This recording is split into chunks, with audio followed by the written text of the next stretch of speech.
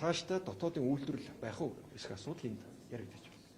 Гурилын үн тавин энийг зогсооход гурилын үйлдвэрлэл унах, гурилын үйлдвэр унвал газар тариалан Улаанбуудаа тарихгүй. Бид газар тариалан унахаар газар тариалан чи өөрөө зэрлэгшээд тэнд байгаа бүх аж ахуй, тэнд ажиллаж байгаа болсон хүчин, хүн хүчний нөөц, усан салбар руу шилжилт үүснэ. За энийгээ дагаад манай нөгөө аваа босч ирж байгаа нэг гахаа дахиад шуу өндөг энэ сүүлийн аж ахуйнууд тэжээлэн дутагдaltaд орно. Ингээд тэрэн дээр тулгуурласан энэ хөнгөн хүнсний үйлдвэрүүд маань түүх идэггүй болж хувирна. Гэх мэтийн маш хүчтэй гинжин гэм асар хор хөнөөлтөй үйл явдал болж хувирна. Энэ бол бид нар мартаж болохгүй түүх 90-ад оны үе. Бүгдийг зах зээл даатгсан үр дүнд нь бид нар Монголын газар тариалан унсан, бүх талбай зэрлэгэндээ баригдсан, тэнд ажиллаж байсан нэгдлүүд, сангийн аж ахуйнууд бүгд татан буугдсан, тэнд ажиллаж байсан мэргэжилтэд болсон хүчин бид алдсан, улмаар төвлөрөл, хотчлт хүчтэй явагдсан, хөдөө орон нутагт амжиргаа ирс унсан юм үйл явдал шүү дээ. Үндсэндээ бид үйлдвэрлэгч биш хэрэглэгч болчихгүй гэсэн. Одоо маш хүч зарж ээж энэ газар тариаланг 2008 оноос хойш Атрын 3 дуурайг босгож ирээ. Монгол улсын төрийн тэргүүн аюулгүй зөвлөлийн шийдвэрийн дагуу энэ хөтөлбөрийг бас оруулж ирээд Атрын 4-р аян цагаан алт хөтөлбөр, хүнсний ховсгол гэдэг зорилт хөтөлбөр гаргаад энэ салбарыг сэргээж байгаа том бодлогын арга хэмжээ явж байна шүү дээ. За энэ том арга хэмжээ явж байгаа үед энэ саяны зохицуулт сөрөг нөлөө үзүүлээд эхэлж байгаа. Тэгээ энийг одоо их хурл шийднэ.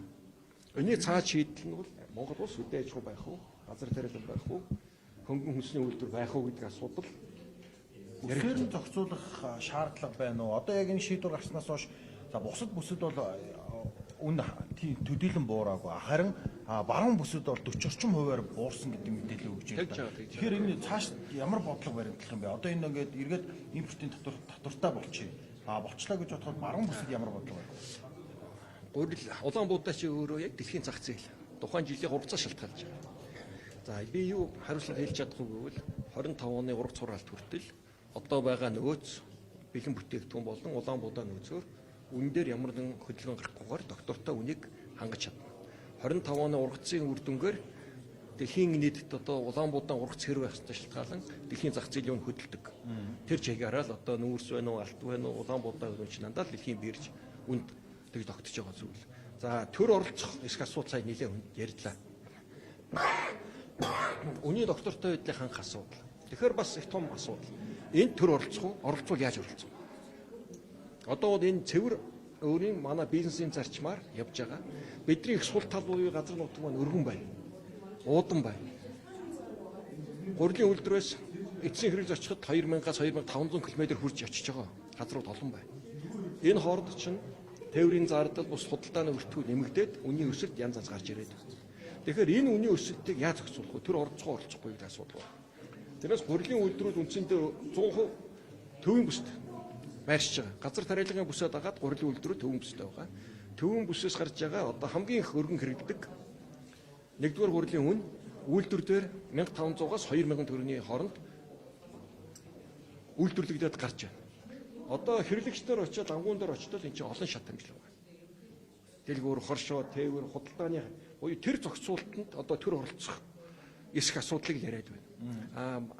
Манай яамнад одоо эрхлэх ажлын хүрээнд бол бид газар тариалан хөгжүүл тариалтыг нэмэгдүүлнэ. Тэн дээр тулгуурлаж гурил үйлдвэрлэлээ тасралтгүй их оронд хөрсөн дургасан Улаанбуудаар чанартай гурил үйлдвэрлэлээд ард түмэнд хүрэх үндсэн ажлаа бол бид 100% хийж чадчихжээ.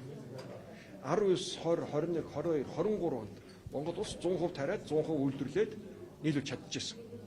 Энэ хуулийн зохицуулалт холбоотойгоор үйлдвэрлэлийн хүчин чадал үйлдвэрлэл шууд 40% унаад импорт ирсэн гэж байна. Ийм байдлаар цааш явбал үндсэндээ Монголын гурилын үйлдвэрлэл огцом унна. Энтэй холбоотойгоор бэлэн барааны импорт ирсэн мэгдэн газар тариалангийн үйлдвэрлэл унана. Ингээд маш том улс төр нийгмийн асуудал үүсэх гэж байна.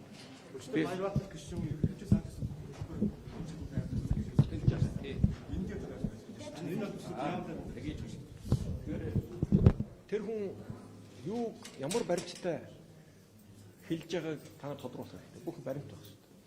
За хөдөө аж ахуйн яамны сайд болоод миний хэрэгжүүлж байгаа бодлого бол бид аль болох хувийн хөвшилт үйлдвэрүүдэд тариаланчид энэ аж ахуй эрхэлж байгаа улсуудаа урт хугацааны хөнгөлөлтөө зээлээр дэмжих бодлого явуулж байгаа. Надад хуваарлагдсан төсвийн их усрыг бүгдийг арилжааны банкудад зээлийн их усруулж өгч байгаа. Шийдвэрийг бизнесийн зарчмаар арилжааны банкуд олгож байгаа. Энийг олохын тулд манай зорилт төлбөрүүд Атрын 4-р цагаан алт хүнсний хувьсгал гэсэн зорилт төлбөрийн хүрээнд тэр хэрэгжүүлж байгаа бодлогыг ханх үүднээс арилжааны банкуд зээл олгож байгаа. Арилжааны банкны зээл олголт нь манай яамны нэгж мэргэжилтэн ямар ч сайд оролцох эрхгүй хуулиар хязгаарлагдсан. Тэгэхээр манай салбар их Батны асуудал. Эсний хууль гэж одоо өмнө тогтоодог асуудал. энийг сурвалжлаач ямар байгууллага хэн гэдэг хүн өгсөн хуульж байгааг тодорхойлоод ямар хууль шүүхэн байгууллага шийдвэр гаргасан. Би тийм болж үзээгүй байгаа юм. Нөгөө талаар 17-8 үйлдвэр байж байгаа одоо 9 боллоо гэж. Энд чинь өрсөлдөөн байгагийн шинжчүүд өрсөлдөөл байна. Үйлдвэрүүд чанар ерөөсөө өрсөлдөөн чанар үнээр өрсөлдөж байна.